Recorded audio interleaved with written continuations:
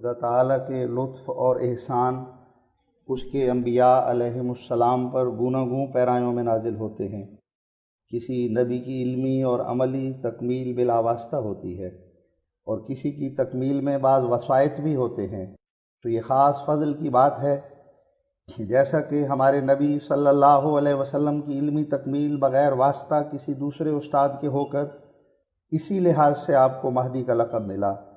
ایسا ہی عملی تکمیل بھی بلا واسطہ ہو کر عبد کا لقب ملا، کیونکہ نہ آپ کی تعلیم کسی انسان کی معرفت ہوئی اور نہ آپ کی عملی طاقتیں کسی مہذب مجلس کی صحبت سے پیدا ہوئیں، اور اسی خالص مہدویت کے نام کے لحاظ سے آپ کو بہت سے اسرار اور معارف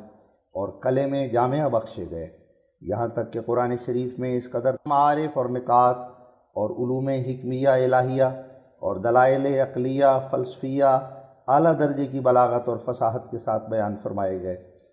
کہ وہ ان تمام معارف اور بلاغت کاملہ کے لحاظ سے ایک اعلیٰ درجے کا علمی معجزہ ٹھہر گیا، جس کی نظیر پیش کرنا تمام جن و انس کی طاقت سے باہر ہے۔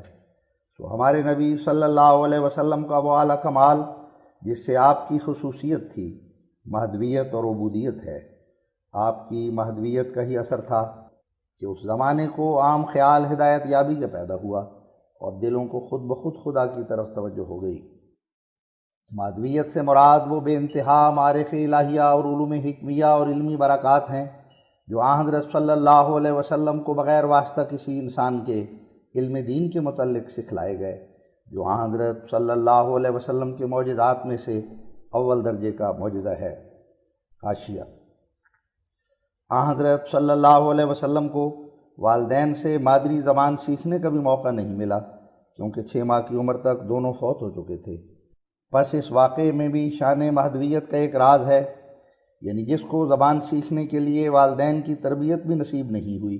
اس کی یہ فصاحت اور یہ بلاغت جس کی نظیر کسی عرب نیاد میں نہیں مل سکی، یہ وہ امر ہے جس سے یہ نقطہ صاف سمجھ آتا ہے کہ خدا تعالیٰ نے چونکہ حضرت صلی اللہ علیہ وسلم میں مہدویت کی شان رکھی تھی، اس لیے زبان دانی کے مرتبے میں بھی جو انسانیت کا پہلا مرتبہ ہے، کسی دوسرے کا محتاج نہیں کیا منہ، جن کے ذریعے بے شمار انسانی ایمانی اور عملی قوا کی تکمیل کر کے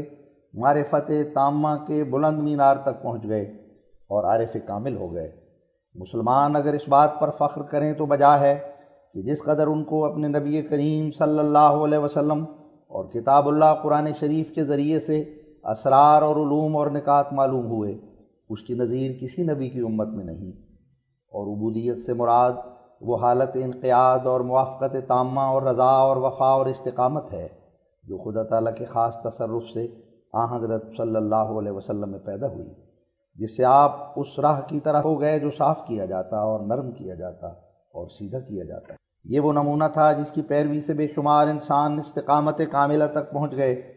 غرض یہ دونوں کامل صفتیں ہمارے نبی صلی اللہ علیہ وسلم میں متحقق تھیں،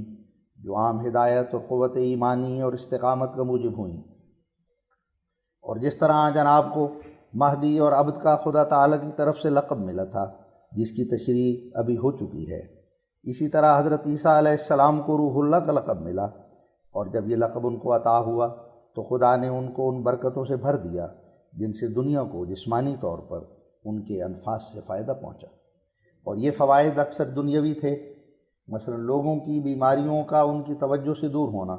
یا ان کی تنگیوں اور تکالیف کا حضرت مسیح کی ہمت سے رفع ہو جانا،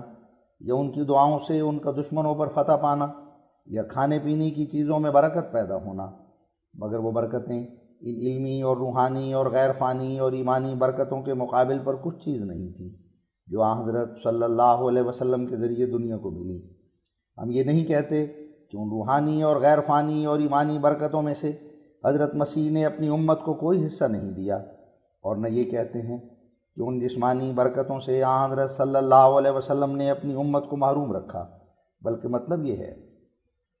کہ حضرت مسیح میں جسمانی فانی برکتوں کی کثرت تھی، اور روحانی اور ایمانی اور دائمی برکتیں دنیا کو ان سے بہت ہی کم ملی۔ اسی وجہ سے خدا تعالیٰ کو بھی کہنا پڑا کہ کیا اپنی امت کو تو نے ہی شرک سکھایا ہے؟ ایسا ہی ہمارے نبی صلی اللہ علیہ وسلم کو روحانی دائمی برکتیں بکثرت دی گئیں، اور جسمانی برکتیں بنسبت روحانی کے تھوڑی تھیں۔